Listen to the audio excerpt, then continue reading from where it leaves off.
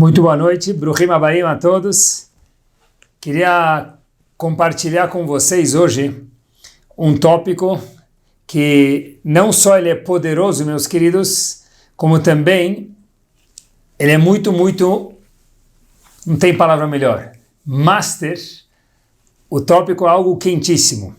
Sabe que a gente vai, óbvio que usar para abordar esse tópico, se Deus quiser, o nosso guia vai ser a primeira maravilha do mundo. O mundo tem 7 maravilhas, assim dizem aí, mas a primeira maravilha do mundo, indiscutivelmente, é a Torá Kedoshá. A gente vai abordar um tópico usando a primeira maravilha do mundo para assessorar a gente sempre a ver os nossos tópicos. Acompanhem comigo, olhem que interessante. O mundo, eu sei que são 2 dados de números, mas o que a gente conseguir entender vale a pena. O mundo tem 13,3 bilhões de anos-luz de largura. Tamanho do mundo. Quanto vale cada ano-luz?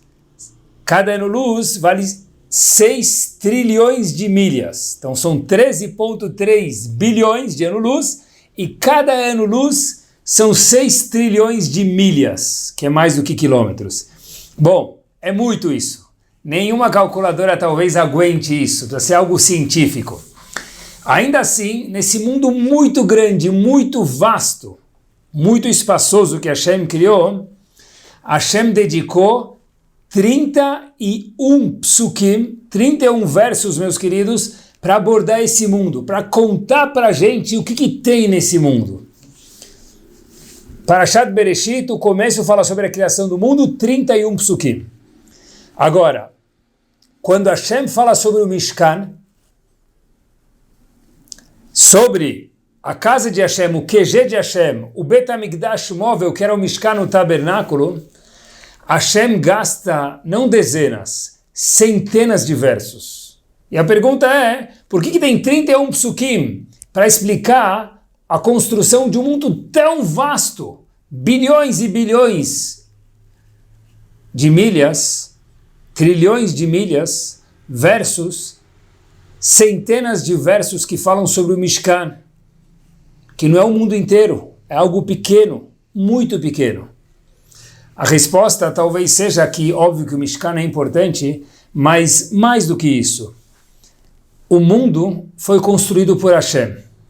E Hashem fala, olha, na Torá não é importante saber o que eu faço. É importante, meus queridos, escutem isso muito bem, qual que é o play, qual que é a atuação, não minha, Hashem dizendo, mas sua, ser humano, nossa, Yehudi ou Yehudiá. Por isso que o Mishkan, que apesar de ser pequenos, algo pequeno, tinha centenas de psukim, diferente do mundo inteiro, que é muito vasto, que teve somente 31 psukim para abordar eles na Torá Kedoshá. Porque mais importante para Hashem do que o que foi feito por ele é o que nós agimos no mundo. É incrível. E quantas espécies tem nesse mundo que Hashem criou? Estava procurando num livro de ciências, chamado, é um jornal de ciências chamado Astrobiologic Journal. Bom, é um jornal científico. Lá eles trazem, meus queridos, que o mundo tem mais de 1 trilhão de espécies diferentes. Mas tem uma única espécie no mundo que tem livre-arbítrio e é um ser especial, nós, seres humanos. Voltando, mundo gigante, 31 psukim, Mishkan pequeno, centenas de psukim. Por quê? Porque mais importante do que Hashem fez para o mundo, a Kadosh Baruch Hu deixa registrado o que nós fizemos para ele e para o mundo, que é o Mishkan. E nesse mundo tão grande, tem trilhões de espécies, é verdade, mas tem uma espécie em específico, que é uma espécie especial, que é o ser humano, dentro de todas as espécies que Hashem criou. E, na verdade, meus queridos, todo esse mundo foi criado para um ser humano, Adam Arishon. E esse um ser humano, se a gente colocar um pouco mais de zoom, é o povo Yehudi. A Kadosh Baruch Hu criou o mundo inteiro para o ser humano. E o ser humano em especial o melhor do ser humano, o chantilly do ser humano, assim nos explica o famoso Sefer HaKuzari, é o Yehudi, é o povo Yehudi, que é o black tie do mundo. É de verdade a primeira maravilha do mundo, junto com a Torá Kedoshá, se a gente puder dizer assim. E como que a gente define um ser humano nos olhos de Hashem? Qual a definição de uma pessoa? Vamos voltar para a primeira maravilha do mundo, que é a Torá Kedoshá. E tem algo famoso, mas eu queria entender hoje com vocês melhor, que eu nunca tinha entendido direito isso. Na verdade, quando Hashem criou o homem, quando a gente diz é homem ou mulher, tanto faz, ser humano, está escrito Vaipach beapo nishmat chaim. Hashem insuflou nas nossas narinas a Neshama, um pedaço de Hashem.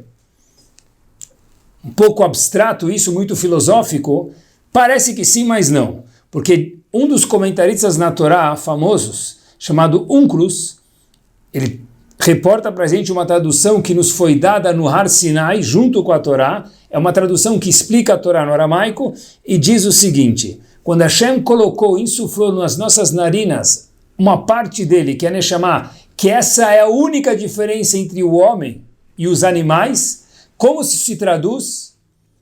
O poder da fala. Assim diz o Unclus. Ou seja, o mundo inteiro foi criado para o ser humano, como a gente provou.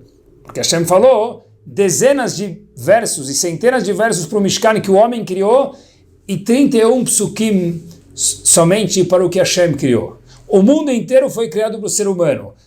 O top do ser humano, o chantilly do ser humano é o povo Yehudi. E a definição em especial do ser humano, do povo Yehudi, é quando Hashem colocou e fez o homem começar a caminhar. E o que difere ele? Diferente de qualquer dicionário, nenhum dicionário do mundo vai traduzir ser humano, ou homem, ou Yehudi, como um ser falante. A Torá define, quando Hashem criou o homem, Vaipach beapo, quando Hashem assoprou, insuflou nas narinas do homem vida, Nishmat Chaim, vida. Porém o Unclus, que mais uma vez foi nos dado no Har Sinai, traduz, o que quer dizer Nishmat Chaim, diz o Unclus? O poder da fala. Fiquei pensando, os animais também falam. O que é esse grande chantilly do bolo que é o ser humano que tem o poder da fala? Meus queridos, o ser humano também fala. Não é só o homem. Cachorro fala, cavalo fala, eles se comunicam. E mais ainda, é isso que define o homem? Fiquei pensando, talvez isso define bastante a mulher. As mulheres gostam bastante de falar. Hashem deu o poder da fala para as mulheres. Mas isso define o homem, o ser humano? Nenhum dicionário define assim. Por que a Torá, que é a primeira maravilha do mundo, define o ser homem como um ser falante? O homem ou a mulher, tanto faz. O que a Torá quer ensinar para a gente? O que tem mais profundo para a gente poder aprender? Pessoal, eu acho que aqui tem uma pérola. Chachamim contam para a gente que tem um midrash famoso, se não é que fique agora, que tinha um vendedor ambulante, diz o midrash. Ele estava andando, passando por uma cidade e gritando, quem quer vida, quem quer vida? Óbvio que quem não quer vida. Então começou a juntar a população da cidade, tinha gente já vendendo hot dog em volta, gente vendendo refrigerante, começou a juntar uma massa lá, todo mundo, quem quer vida? E todo mundo foi descendo das casas, indo ver o que esse vendedor vai oferecer para a gente. Será que ele tem alguma vacina, um antídoto especial para dar para a gente? E aí, até que ele fala um verso no Teilim. Mi'ai shechafetz chaim. Quem é o homem que quer vida? Aquele que cuida da boca dele, usa bem a boca dele. E assim termina o Midrash. Meus queridos, a pergunta que há de se fazer aqui nesse Midrash é, peraí, propaganda enganosa. Se a gente estivesse lá na hora, talvez a intuição mais normal é ligar para o Procon e falar que aquele vendedor lá enganou a gente. Quem quer vida, quem quer vida? Ele vai lá e me fala um passuco no Teilim. Passuco no Teilim eu consigo ver sozinho. Mi'ai shechafetz chaim. Quem é um homem que quer vida, cuida da sua boca. Habibi, para isso não precisa de um vendedor ambulante fazer todo um fuzz, e a Torá escreveu um midrash sobre isso. Qual que é a ideia que o midrash quer nos ensinar sobre a fala, que é o assunto de hoje?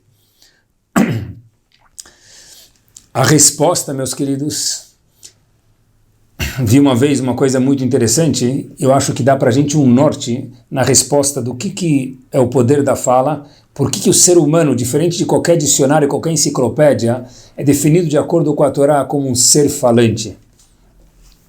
A resposta é a seguinte: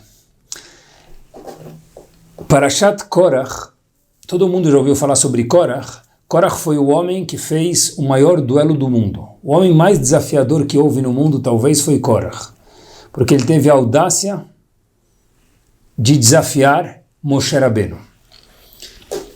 Korach começa a desafiar Moshe Rabbeinu e de repente ele junta uma grande população que eles vão de fato falar para Moshe Rabbeinu: olha, talvez Moshe Rabbeinu não é a pessoa certa.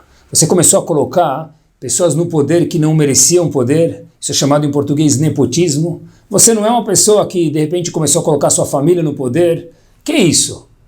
Mas pessoal, tentem imaginar Korach discutindo com um homem que falou com Hashem cara a cara, o maior dos profetas. Interessantíssima história de Korach. E de repente tem um momento que Hashem precisa se pronunciar, porque a população estava dividida, de fato, quem é verdadeiro? Quem está com razão? Korach ou Moshe Rabbeinu? Hora do pronunciamento. Kadosh Baruch Hu, Jornal do Brasil, vai dar sua palavra. E esse passuca aparece em Parashat Korach. Diz Hashem: olha, sabem quem está correto? E para Kadosh Baruch Hu precisar falar quem está correto, deve ser que teve muita gente na hora que titubeou, que ficou na dúvida. Porque Korach era muito sábio. E as pessoas eram muito elevadas, escorregaram em algum ponto.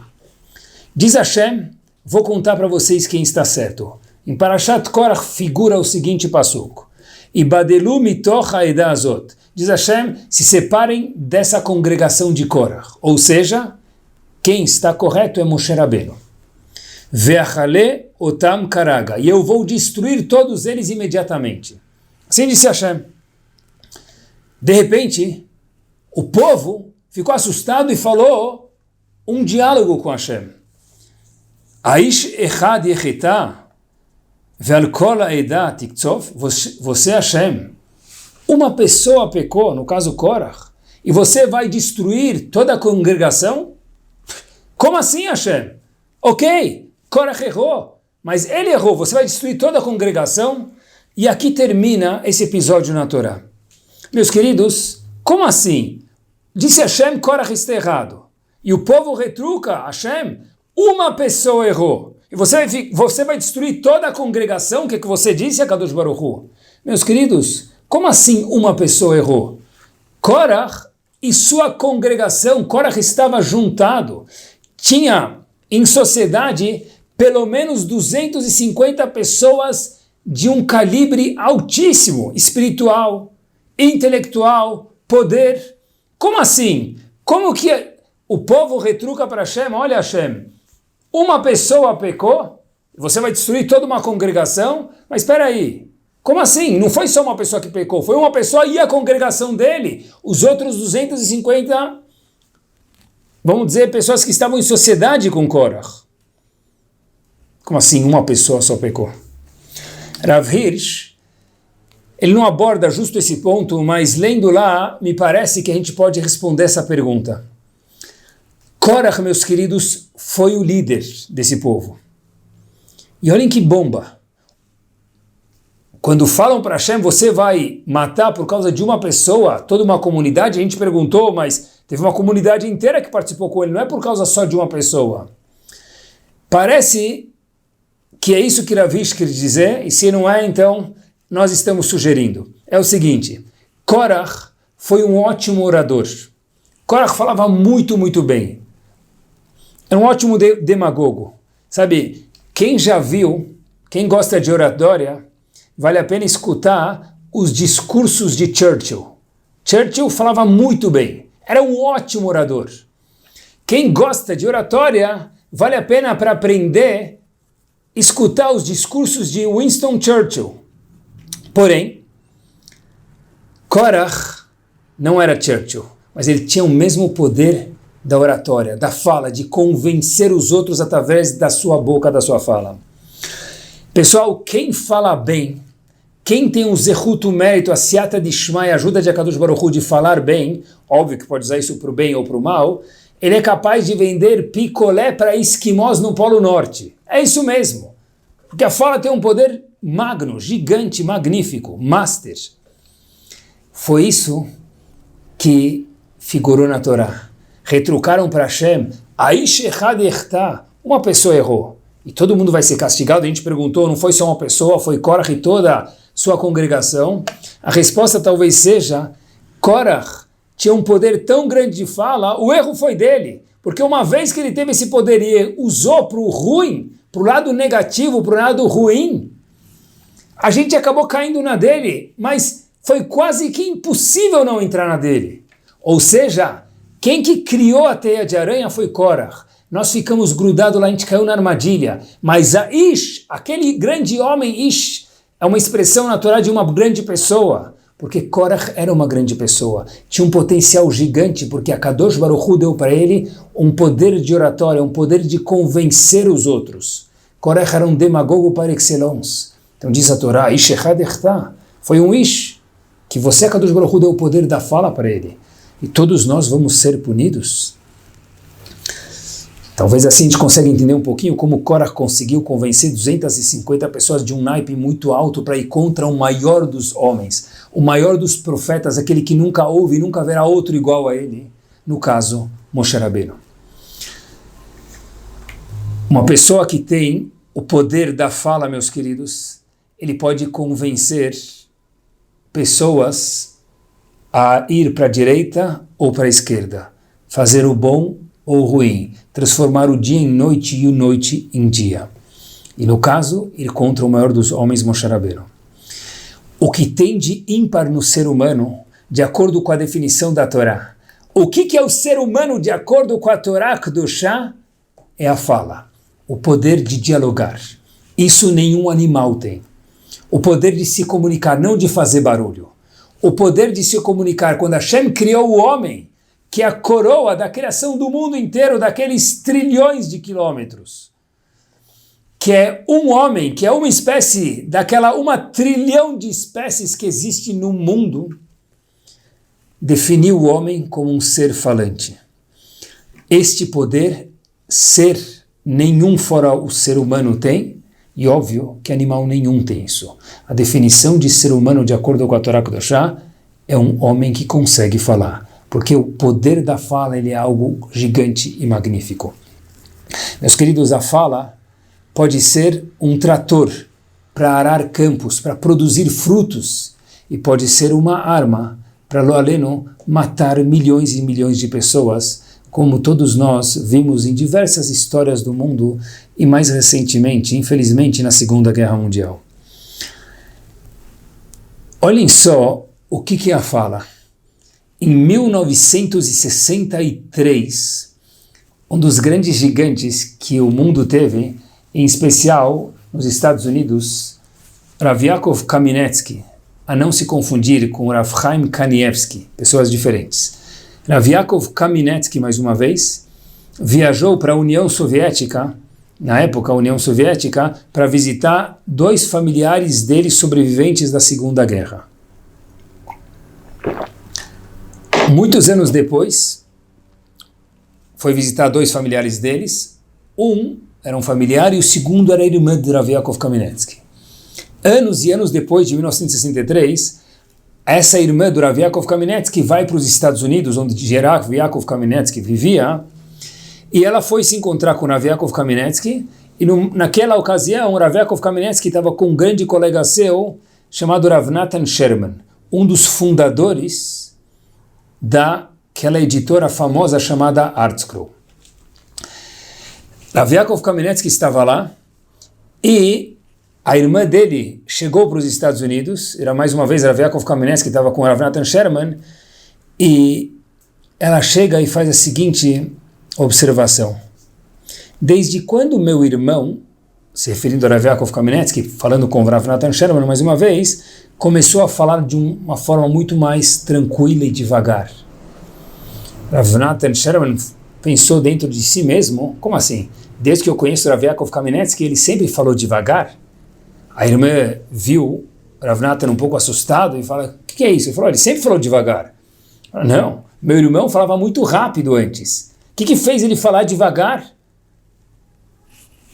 Anos que eu não vi ele e vejo que agora ele está falando devagar.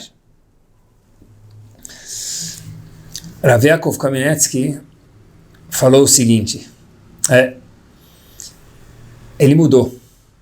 Quando Rav Yaakov Kamenetsky percebeu que no e-mail tem o botão de send, que no WhatsApp tem aquela flechinha para mandar a mensagem, mas na boca da pessoa não tem o botão de send. Na boca da pessoa não tem a flechinha da mensagem. Nos radialistas, nos Estados Unidos, não sei como é no Brasil, eles têm 3 ou 4 segundos para apertar um botão e retomar o que falaram. A boca do ser humano, meus queridos, não tem isso. Rav Yaakov Kamenetsky percebeu, obviamente, gigante que era, do grande poder da fala que não tem como voltar atrás, e foi daí que começou a falar de uma forma mais tranquila, para pensar antes da mensagem descer do cérebro para a boca. A força da gravidade é rápida, ela faz descer rápido, a coisa é um pouco mais devagar porque não tem mais volta. Inclusive, depois disso, Rav Sherman falou sobre Rav Yaakov Kamenetsky, um episódio muito curioso, que havia um jovem que adorava pegar os grandes homens dos Estados Unidos que estavam em Nova York, Rav Yaakov Kamenetsky, Rav Moshe Feinstein, Rav Aaron Kotler, Zichron Libraha, gigantes, e quando eles estavam num lugar, adorava dirigir eles, de um lugar para o outro quando podia, casamentos, etc. e tal. E quando entrava no carro, ele aproveitava para fazer perguntas importantes, estavam com homens muito grandes. Antigamente eram aquelas fitas cassete de gravar, tudo bem, para quem não conhece, algum tipo de gravador. E uma das vezes, quem estava no carro com aquele jovem motorista Yehudi, querendo aprender cada vez mais, entrevistando os Gdolim da geração, era Rav Yaakov Kamenetsky. Está no carro, e ele começou a fazer perguntas e perguntas, coisas de visão judaica e visão do mundo e visão do Yehudi. E de repente, meus queridos, mais uma vez, já que era fita cassete, terminou a fita e o botão pulou, pluft, fez-se um barulho. E o jovem motorista falou, uau, que furada! Eu esqueci de avisar a Rav Yaakov Kamenetsky que eu estava fazendo essas perguntas e gravando. E agora, com barulho o botão, ele percebeu. Rav, desculpa, eu sempre tenho o costume de avisar de ser motorista para as pessoas que eu dirijo, Talmidei Chachamim gigantes, que eu estou fazendo perguntas e eu estou gravando, e às vezes quando eles me permitem eu gravo. No caso do senhor, eu comecei já a gravar sem pedir permissão. Algum problema? Meus queridos, Rav Yaakov Kamenetsky vira e diz o seguinte, escutem essa frase e tem que fazer ecos nos nossos ouvidos. Claro que não tem problema. Se aquele jovem, uau, muito obrigado. Rav Yaakov Kamenetsky vira para ele e diz o seguinte, querido, eu nunca falei nada na minha vida que me envergonharia e que eu não deixaria ser gravado. Repito, Rav Yaakov Kamenetsky falou, no problem, claro que você pode gravar.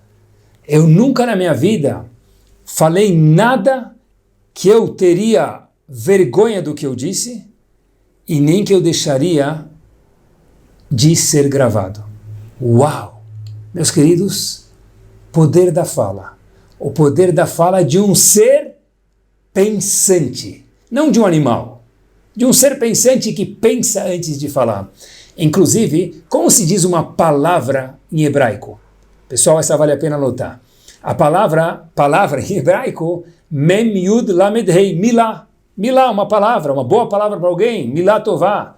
Milá, mem yud lamed hei. Não é à toa, não é sem querer, que a palavra milá, mem yud lamed hei, as 4 letras, formam a palavra yahalom, yud hei lamed mem. Mesmas letras, milá, yud hei lamed mem. Yahalom, diamante. Por quê? A palavra que nós temos pode nos transformar e transformar os outros em diamantes, ou não. Acompanhe comigo, falando em palavra, falando em fala. Parashat Mishpatim tem um passuco muito curioso. Perek Chavbet, passuco Chavbet, 22. Passuco fala sobre pessoas mais frágeis, para sermos cuidadosos com eles, por exemplo, viúva, lo aleno, uma viúva, ou um órfão, e daí por diante. O passuco diz, Imane taneoto, se você deixar ele mal, Kim tzaok tzaak elai. E ele vai gritar para mim que ele ficou chateado com sua palavra fora do lugar. Shamoa eshma tzakato. Diz Hashem, eu vou escutar a chateação do órfão, da viúva ou de uma pessoa mais frágil. O que tem de ímpar nesse passuco, pessoal, é que o passuco diz para a gente o seguinte: Imanetane, se você incomodar ele, linguagem dobrada, anetane. Tzaok e tzak elai, ele vai ficar chateado e clamar para mim, dizendo Hashem. Mas está escrito tzaok e tzak, double lashon, linguagem dobrada. Shamoa eshma tzakato, eu vou escutar ele. Por que está tudo dobrado nesse passuco? Por que não fala, se você falar indelicado com uma pessoa mais frágil, eu, Hashem, vou escutar ele, isso vai ter uma repercussão. Por que fala, se você falar, e ele gritar para mim, eu vou escutar ele? Por que está tudo dobrado? Meus queridos, boa pergunta. Tem uma história que eu acho que responde isso para a gente. Um Rav muito importante, que eu não quero citar o nome, nos Estados Unidos, foi num bar mitzvah, e ele começou a dançar no bar mitzvah com o próprio bar mitzvando. E óbvio, bar mitzvando, o Rav e o pai do bar mitzvando. Então, quando vai uma pessoa muito importante no bar mitzvah, uau, fica todo mundo, tira foto, tal, olha quem está no bar mitzvah.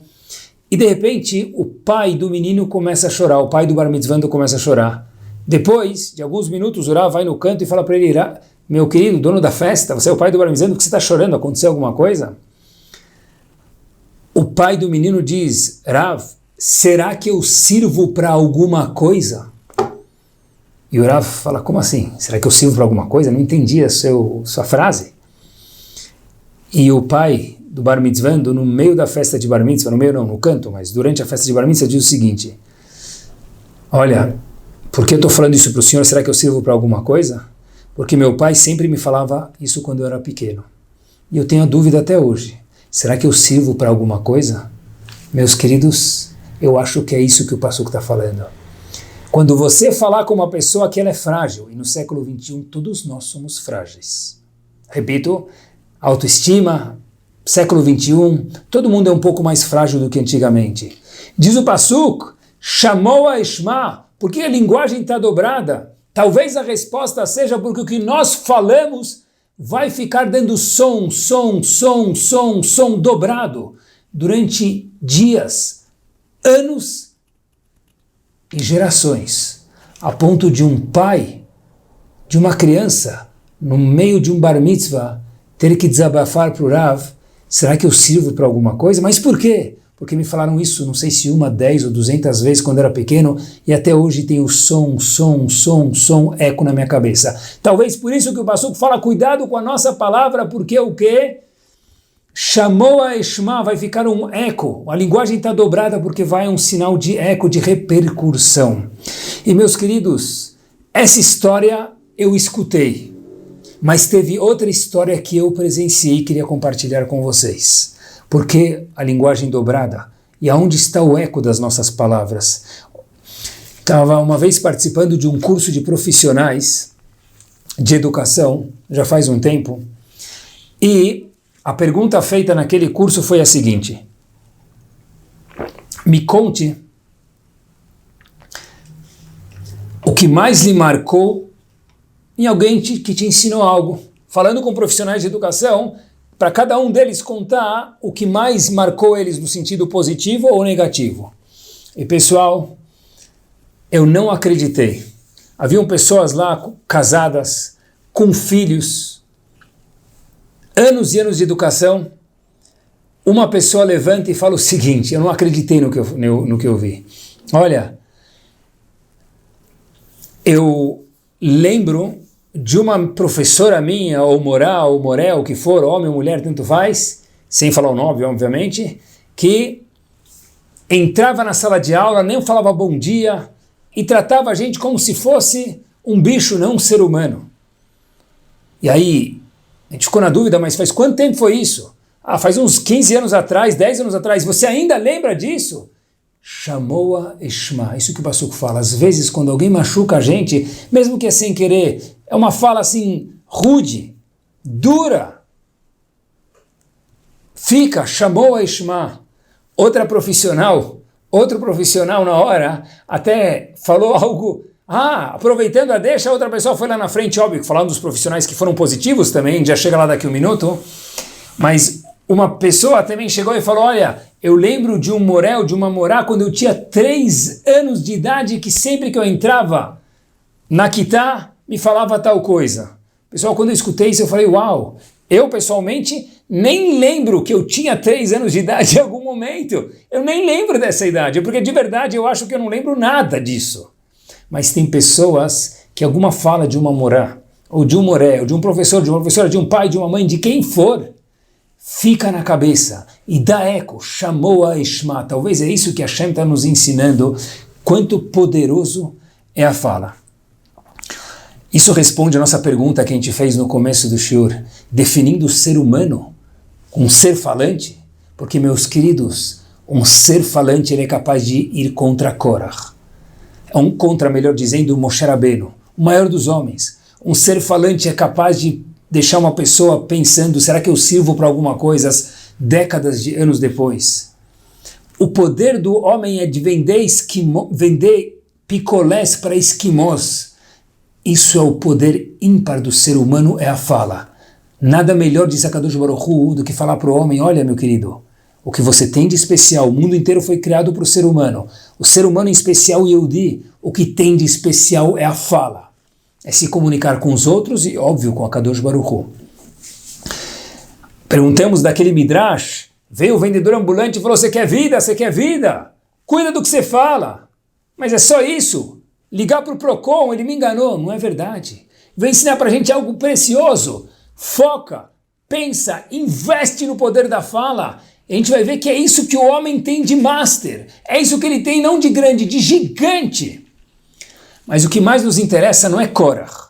Não é discutir com Moshe Rabbeinu.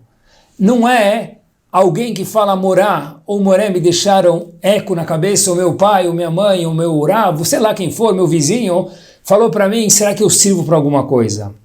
O que mais nos interessa, sem esquecer que ferir é grave, é o poder positivo da fala. Isso é o que Kadosh Baruch Hu vai par be'apon nishmat chaim. Meus queridos, olhem o poder de uma palavra falada no local certo, na hora certa, óbvio, tudo isso precisa de Siyata Dishmaya de Hashem, sem dúvida como tudo na vida. A história se passa verdadeira, sempre, nos anos de 1900, relativamente há pouco tempo atrás, com um dos alunos da famosa e venerada Yeshiva de Volozhin,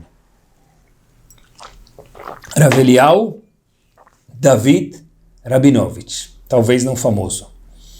Mas esse homem era o que se chama em hebraico, no mundo das yeshivot, um matmid. Matmid é alguém que não para, é uma locomotiva, é um homem que não para de estudar, 24/7, 24 horas por dia, 7 dias por semana. Obviamente parava para comer e dormir, mas era só isso. Tomar banho, mas era só isso, era 24 horas por dia, sempre estudando, crescendo, era uma locomotiva, era um vapor. Eliyahu David Rabinovich. Porém, ele tinha uma situação econômica muito simples, muito pobre. Casou, teve uma família, e as condições de familiar dele, econômicas, eram muito precárias. Era um grande Talmid Chacham. Em algum momento ele cansou. Não consigo mais viver assim. Difícil ficar sem comer, difícil ficar sem alimentar os meus filhos. E, óbvio, nada de errado, ele decidiu ir trabalhar. Ele levanta do Betamidrash, da Yeshiva, e fala, eu vou trabalhar. E por que não? O quê? Sei lá. Com quem? Sei lá. Aonde? Sei lá. O que ele fez? Foi para o shuk da cidade. Foi para a feira grande da cidade, que era onde tudo acontecia na época. Ele vê aquele barulho do mercado, comprando, vendendo, ele se lembra da Yeshiva, que era o único barulho que ele conhecia. Ele está pronto para começar a procurar o que ele pode fazer, onde ele pode colocar um avental e começar a trabalhar. Meus queridos, alguém encosta nele, bate nas costas dele e diz, Eliyahu David Rabinovich? Ele disse, sim. Era você que estudou em Volozhin há décadas de anos atrás? Ele disse, sim. Eu me lembro de você. Hoje a gente não está mais em Volozhin, passados-se décadas, você já deve ter uma família. Eliyahu David disse, sim, já tenho uma família. O que você lembra de mim? Disse aquele senhor para Eliyahu David Rabinovich, eu me lembro da sua atmadá, de quanto constante você era, que você não parava de estudar. E a sua atmadá me inspira até hoje, meu querido. Você ainda continua com a sua atmadá, com a sua constância e fervor, como você tinha em Volozhin? Rav Eliyahu David não respondeu. Mas ele falou, uau, minha atmadá? Eu estou pronto para vender isso agora no shuk? Perder isso agora no mercado? Ele volta para o Bet HaMidrash. Eliyahu David Rabinovich se torna mais conhecido como Aderet. E para quem não conhece, meus queridos, ele foi o Rav de Ponovitch, depois de Mir, e depois sucedeu Rav Shmuel Salant como sendo o Rav de Jerusalém. E o Aderet, o Rav Eliyahu David Rabinovich, mesma pessoa, diz que depois logo foi procurar quem é aquele homem no shuk, voltou a procurar ele e nunca mais achou. E falou que talvez, será que aquele foi Eliyahu Navi? Não sei, mas para mim, disse ele, foi Eliyahu Navi, porque ele mudou minha vida. Se não fosse ele, eu não teria sido Rav em Ponovitch, nem na venerada Yeshiva de Mir, e nem sido Rav de Jerusalém. Meus queridos, foi uma palavra. Você ainda continua com aquela sua atmadá, com aquele seu fervor. O grande homem, Aderet, precisava disso. Todo mundo em algum momento precisa de uma palavra de aquecimento global. É isso mesmo. Nas palavras de Einstein, há uma força mais poderosa do que o vapor, do que a eletricidade, do que a energia atômica. Opa! Para falar isso eu precisava de um Einstein. E qual é essa força? A força de vontade. E meus queridos, muitas vezes fiquei pensando, por que essa força de vontade não aparece? Aonde ela mora? E por que não aparece para muitas pessoas? E talvez para todo o mundo em algum momento de fragilidade? Óbvio, porque a resposta é porque nós não regamos essa semente. Sabe que muitas vezes um aluno de sucesso, um businessman de sucesso, uma pessoa de sucesso em casa e na sociedade é aquele que sai da sua zona de conforto. E quanto a psicologia fala sobre a zona de conforto tão especial, sair dela. O que faz a pessoa, meus queridos, não sair da zona de conforto? Acompanhe comigo no estágio final desse shiur. Talvez a preguiça, óbvio, mas mais do que a preguiça, ou pelo menos não menos do que a preguiça, é o medo. E qual que é o remédio para esse medo? Para que a pessoa possa não ter o medo e agir fora da caixinha. Ser criativo. Não ter medo de investir, de um novo business. De uma palavra um pouco diferente de todo mundo. E para ser um pai, mãe, businessman de sucesso, pessoa de sucesso, Yehudi de sucesso, precisa ter coragem, sair da zona de conforto. Meus queridos, acompanhem comigo o que top. Óbvio que precisa de algum estímulo. You can. Atayachol. Você consegue. Meus queridos, pensem agora comigo, e eu já fiz isso muitas vezes, qual o professor, qual o mentor que mais te marcou? Na maioria das vezes, não era aquele que me deu mais matéria. Foi aquele que mais se ligava comigo. Aquele que mais me amava. Aquele que mais me incentivava. Que é o poder da fala. Que é o que o homem tem de especial de acordo com a Torá Kedoshá. É isso mesmo. Quando a gente tem alguém que a gente gosta muito, a gente gruda nele. Olha, alguém que chegou para a gente e falou, olha, eu adorei o seu... É aquele elogio, aquela palavra boa, aquela palavra verdadeira, aquela palavra de incentivo verdadeira, pessoal. Isso é o poder que Korach usou para o lado negativo. E a Torá, e o que nos interessa é como usar isso para o lado positivo. Meus queridos, às vezes quando eu vejo um jovem bar mitzvando, antes de fazer o bar mitzvah, uma semana antes, um dia antes, Eu falo para ele, olha, sei que as pessoas ficam com medo, eu lembro que eu fiquei com medo antes do bar mitzvah, que a gente pode errar. E errar é humano, mas a gente esquece disso na hora do bar mitzvah, a gente esquece que errar é humano. E eu pergunto para ele, o que vai acontecer se você errar? Para ele ou para eles? Cada vez que vejo um bar mitzvah, eu faço a seguinte pergunta. E eles falam para mim, sei lá, prontos para uma resposta, E eu falo para ele, sabe o que vai acontecer se você vai errar? Ele fala, Rav, o que acontece? É ruim? O que vai acontecer se você errar? Eu pergunto de novo, Rav, é um sinal ruim? Eu falo, vai acontecer uma coisa. Eles falam, o que, Rav? Eu falo, nada.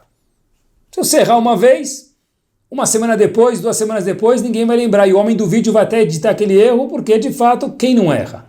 Talvez o professor do bar mitzvah vai ficar marro. Mas você, qual o problema de errar? Meus queridos, uma palavra dessa dá segurança, por exemplo, para alguém fazer bar mitzvah. Não que ele precise errar, mas e daí que errou? Palavras que dão vida, palavras que encorajam pessoas. É isso mesmo. Talvez um homework para hoje à noite e a gente pensar, nos próximos dias, uma palavra para encorajar alguém. Seja outra pessoa ou também, junto com outra pessoa, nós mesmos. Uma pessoa. Vê alguma coisa legal e encorajar eles. Meus queridos, olhem só o poder da coragem. Olhem o poder de sair da zona de conforto, estimulado por uma palavra normalmente boa, que é o que o homem tem de especial, e com essa história nós fechamos. Depois, durante a Segunda Guerra Mundial, houve algo chamado Kindertransport. Kinder é criança. Transport, como no português é transporte. Então, meus queridos, havia o Kindertransport, onde os Imach Shemam alemães transportavam jovens de 10 a 12 anos de idade em vagões de animais. E houve um Kindertransport em especial que foi salvo.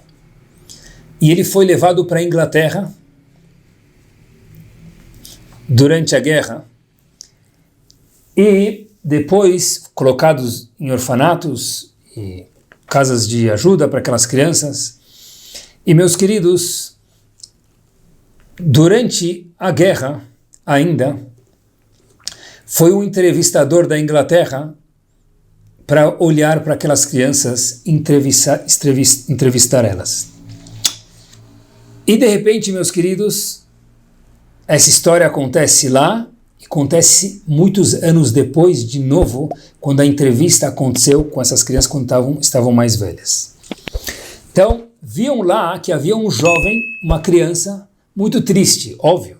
Perdeu o pai, a mãe, não sabia onde estavam, muito tristes. E começaram a entrevistar as crianças, e era de se entender, mas eu vi um menino chamado Daniel, esse menino muito triste, muito triste. Tudo isso durante a guerra, a entrevista. Muito triste.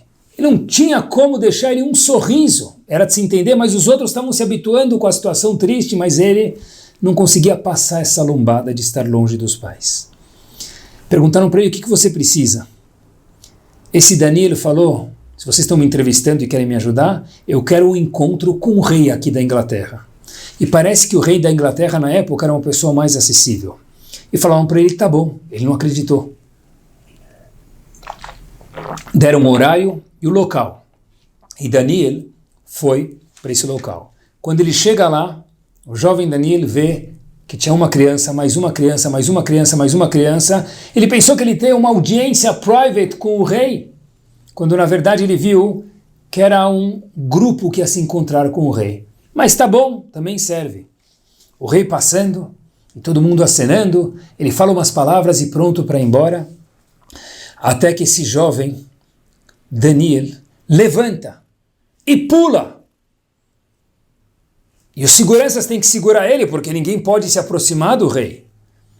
E o rei, ao ver alguém saindo da zona de conforto, da caixinha, em vez de pedir para punir a criança, fala, stop, manda trazer a criança. Diz a criança para o rei, o que você precisa? O que fez você sair e se colocar em perigo para vir falar comigo? Essa criança fala, eu estou com saudade dos meus pais. E eu quero os meus pais. O rei fala, na Alemanha?